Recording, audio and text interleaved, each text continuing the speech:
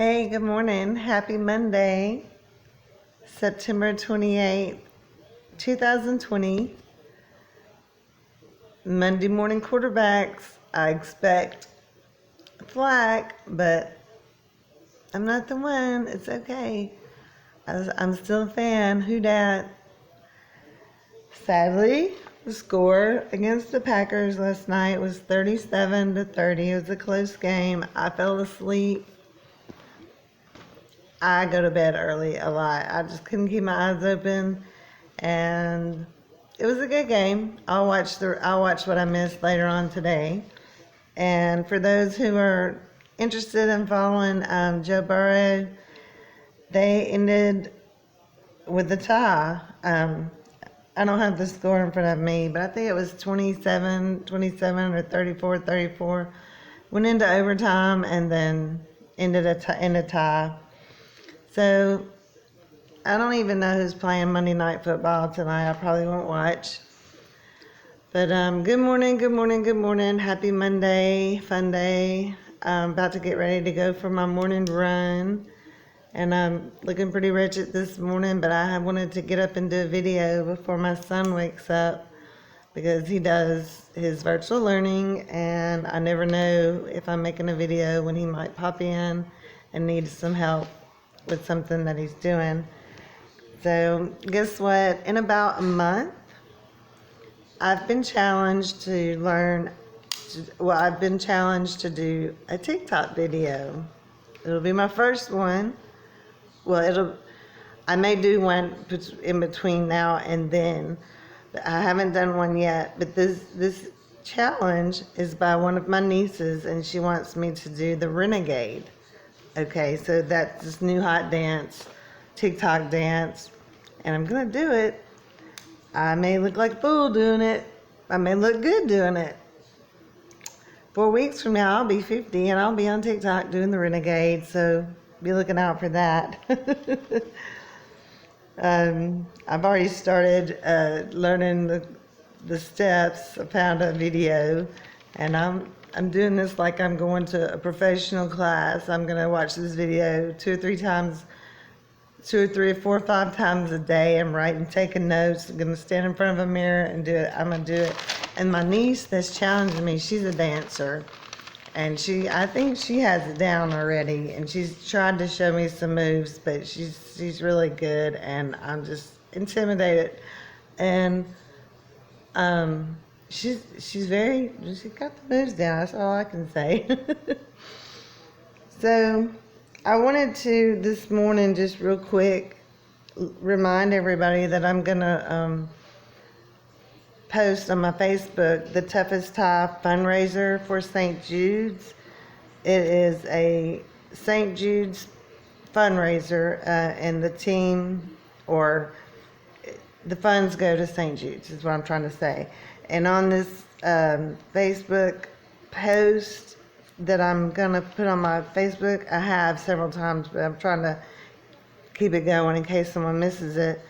But you can donate. You can invite friends. You can share the fundraiser. You know, it's all, you can do all of those. And also, there is a local, which is in the Twin Cities, which my Twin Cities is Monroe, West Monroe, Louisiana. There is a local walk run that's going to start downtown somewhere, but the deadline for that registration ends on October 7th, and I'm going to put that link on my Facebook as well, and that's going to be the St. Jude's local annual walk run. So, that being said, again, the Toughest Tie, that's my great nephew, and he's wonderful, and he's a rock star, and he's beaten this, and he has my family's heart, and he has a lot of other people's heart, as well as all the other children who have to go to St. Jude's.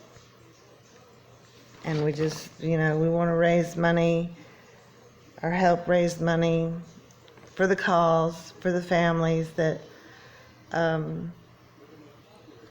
no one pays to go to St. Jude's. The money goes to St. Jude's to the families. The money's delegated, I'm sure, through St. Jude's to the families and to the research.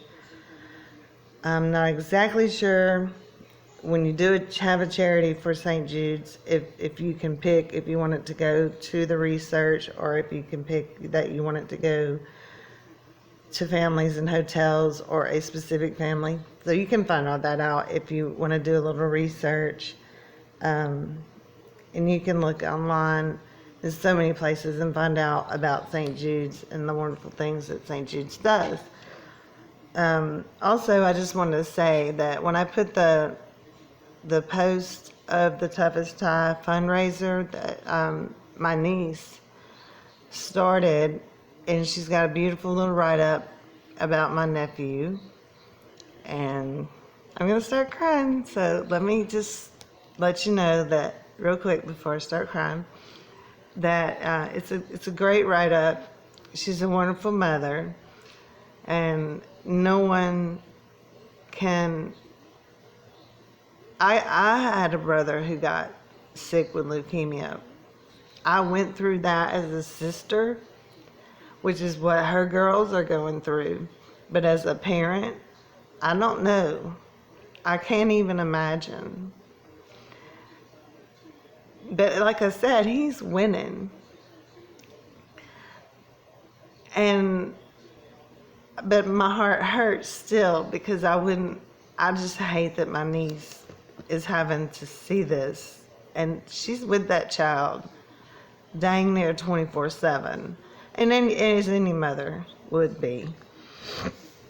But I've got that. I'm going to post that as soon as I post this video on my Facebook. And hopefully, I don't know how Facebook feeds, but it'll be in the local time range. I mean, the same vicinity time range.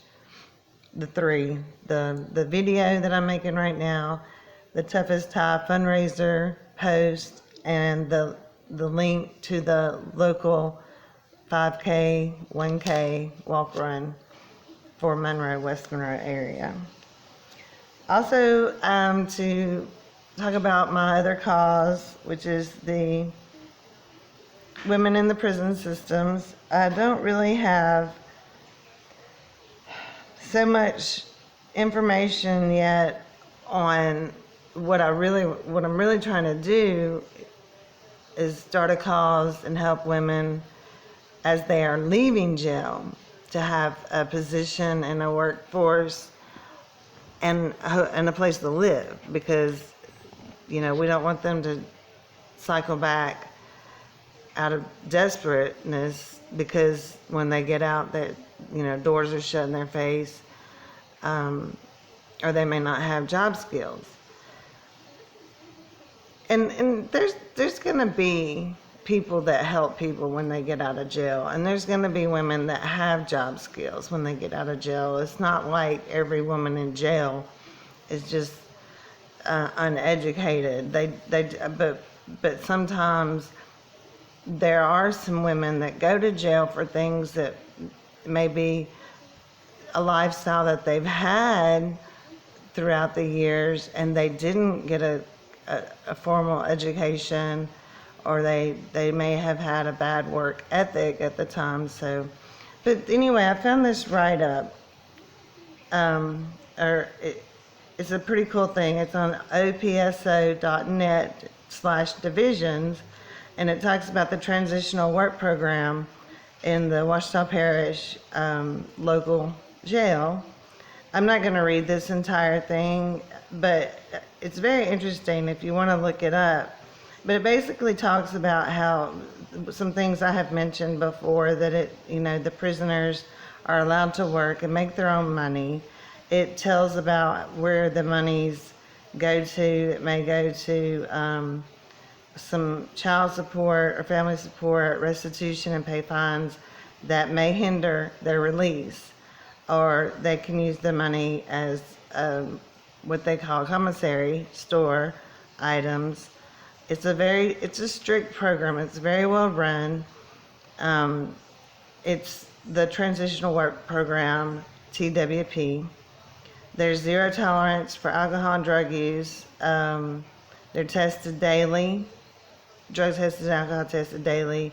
There's no loafing, displaying abnormal behavior, or not having the skills set for the job. And if any of this happens, they notify the correctional facility. But I think, and I'm not sure who goes, if it's someone from the jail that goes with them to the job and stays, or if the people that the employer are entrusted to do that. And I think the same is that I just read that little bit from the write up, and it's talking about the men, but the women's is pretty much the same thing. It's a women's transitional work program. It's very successful. I believe it's very successful. I know that I know some people in the Ouachita Parish area who work women in a work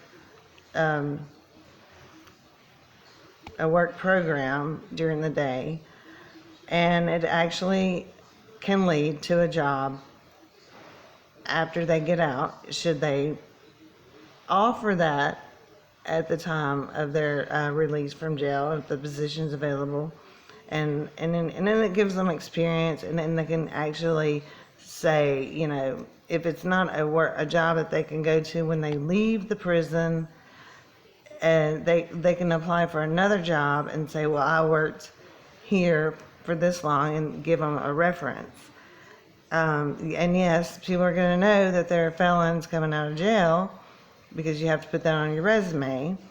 But you go in, pretty much they're going to know that. So you would be able to say, well, I worked for so many months or however long at this position at this warehouse or this restaurant while I was in jail, incarcerated, and I did really good. And I learned some new skills, and I learned new ethics, and I'm an honest person, etc. And I would think, and I'm not saying this for sure, I would just say that if I was over the women in this work, and I've met a few of the women that work at OCC, and I know that, if you're a good upstanding citizen in jail and you're a good worker, I just believe that they will help you and push you into a position, help you get your feet somewhere out as you're getting out the door. I don't know if they do that once you're on the outside, but there's some good women that work out there at that program.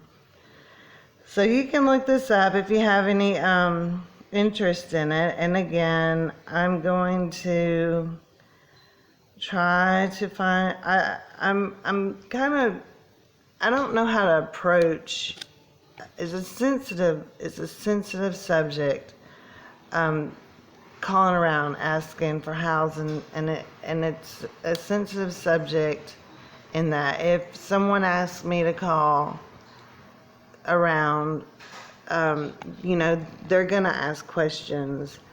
So I don't know how much a person who I'm talking to on the phone is gonna tell me. It's kind of like the HIPAA law, the medical HIPAA law. It's a privacy thing. But I will make phone calls if anyone needs me to try to help someone find a place to go, a three-quarter house, a halfway house, a sober living house. Now, the sober living houses, I'm gonna call around today. I'm gonna make some phone calls today to different houses and see what it takes for women coming out of jail. And I think that some of the sober living houses work with the jail system on some kind of level when a person gets convicted of a drug crime or alcohol crime, and part of their sentence is to drug court. A lot of these women need help with places to stay, and these sober living houses, they really help these women get to the drug court program as they're supposed to, and help them get into jobs. Now, I don't know if they only take women who have been or have to do the drug court, or if you can be coming out of jail with a drug addiction problem that you can just go into the sober living for to get cleaned up and get some help. So I'm going to find out about that, and I'll talk about that on my videos hopefully soon. And I really want to help get this. I just want to help these women coming out of prison. You know, these women have lost everything, or may have lost a lot, haven't seen their children, may have lost their children to the foster system, and may have done some things they're not really proud of, and, you know, can't face people right now as they come out of jail.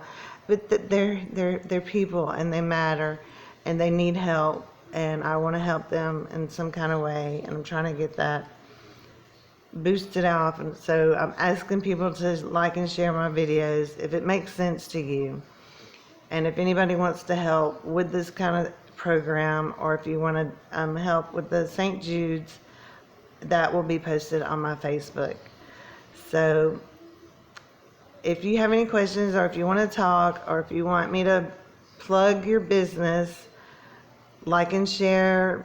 We'll do kind of a trade-off. You can like and share my videos, and then I'll plug your local business. But I really don't mind plugging local businesses around here, because there's a lot of great local businesses that are, you know, we have all our locally owned contracting companies, construction companies. There's a lot of women in retail. There's a lot of art stores. We have antique stores everywhere. I would love to plug our local businesses for you. So just hit me up on Messenger if you're interested. And I hope there's people watching this. Again, Who Dat all the way. I'm a loyal fan. And I know that the Who Dat Nation is a little sad this morning. Who wouldn't be? We want our guys to win. But come on. It's just the beginning of the season. We're learning. We didn't have a preseason at all. Or this may be preseason. I don't even know. Who knows? I don't even know. It looks so funny. I was watching a football game yesterday or today, and there was pictures of people on the stands. That's so cuckoo crazy. And it's so cuckoo crazy that watching the football game, especially at the Dome, there's no noise. It's so crazy.